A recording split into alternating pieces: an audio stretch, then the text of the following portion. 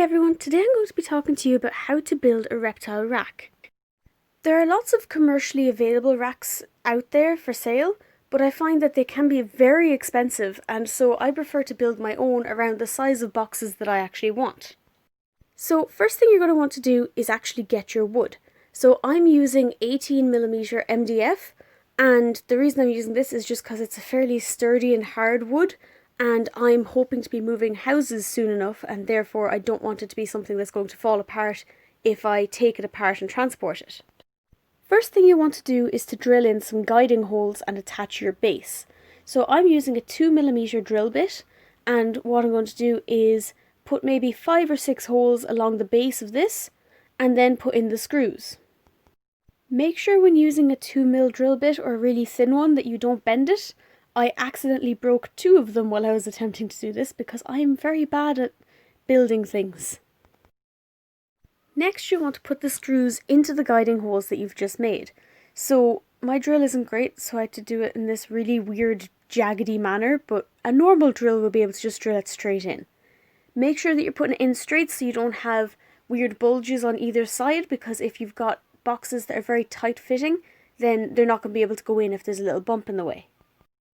I decided to use 75mm long screws because, again, I just wanted it to be super secure, because if I'm moving this, most likely it's going to be in a trailer on country roads and it's not going to be an easy journey.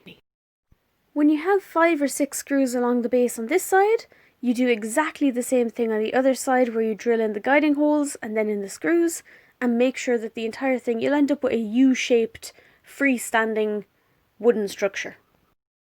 When you have your base securely attached to the sides, take it off any supports because it's going to be too heavy to move after, and you can put in the first box you're going to be using. I'm using a 64 litre really useful box with a lid, and what I've decided to do is put a piece of wood on top and then put placemats on top of that wood before I put on the actual shelf I'm going to be screwing into place. This will mean there's enough of a gap that when I screw it into place, I'll be able to slide the box out easily. You attach the shelf the exact same way as you attach the bases, by putting in the guide holes, followed by the screws. Then you can move on to your next shelf, like here. So I've just moved everything up the exact same way with the wood and the placemats in between, and all I have to do is make sure that the wood is flush at the front, meaning there's no sticky out bits and it's smooth. And as soon as I know that it's in place and it's perfect, I can start putting in the guiding holes again and putting in the screws again.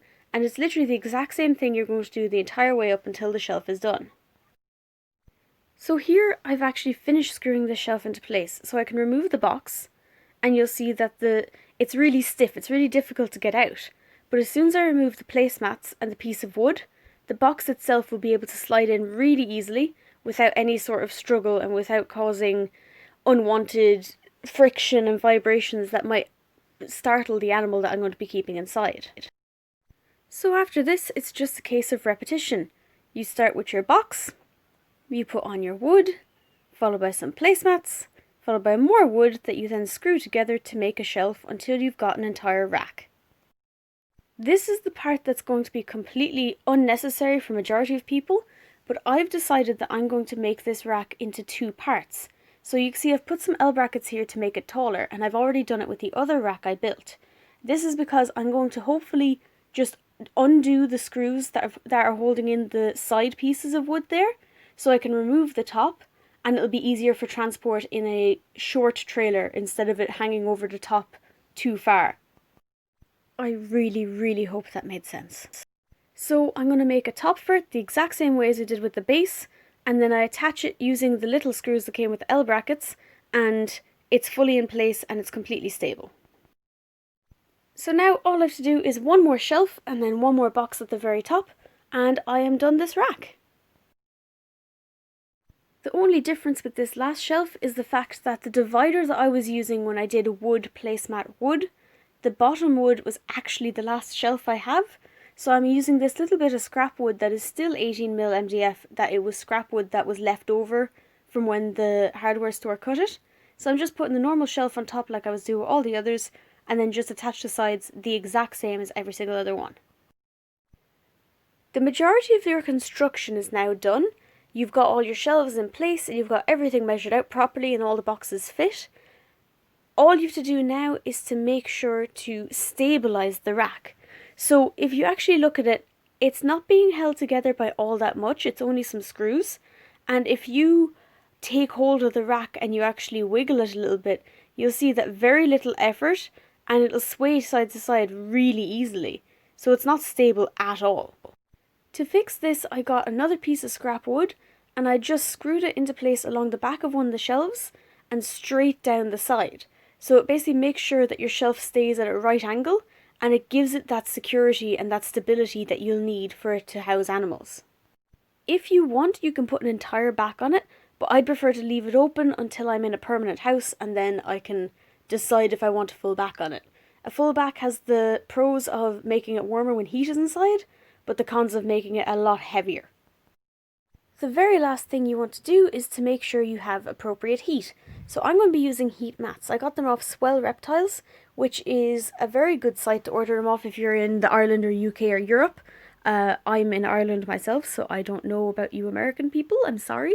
I've heard that Amazon has a lot of stuff, but here I'm just going to be using an old heat mat that I have that does work perfectly fine, and some new ones that I got off Swell. This isn't strictly necessary, but the ones that I bought have an adhesive backing on them, and I like this because of the fact that when I pull the boxes in and out, it's stable, it's not going to go sliding down the back, it's not going to move.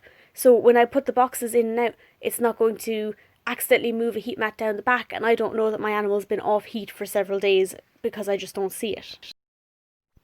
As you can see here, there's actually a black sort of box attachment to the heat mat, and that's why I left so much space at the top. Because now this box is actually at a slight angle because the little black bumpy thing on the heat mat is actually lifting it up a little bit. So make sure if you're measuring out the wood for it, either have enough gap at the top so it doesn't affect it, or like I did with my other rack, make sure that it's long enough that you can slide it so it's not in the way.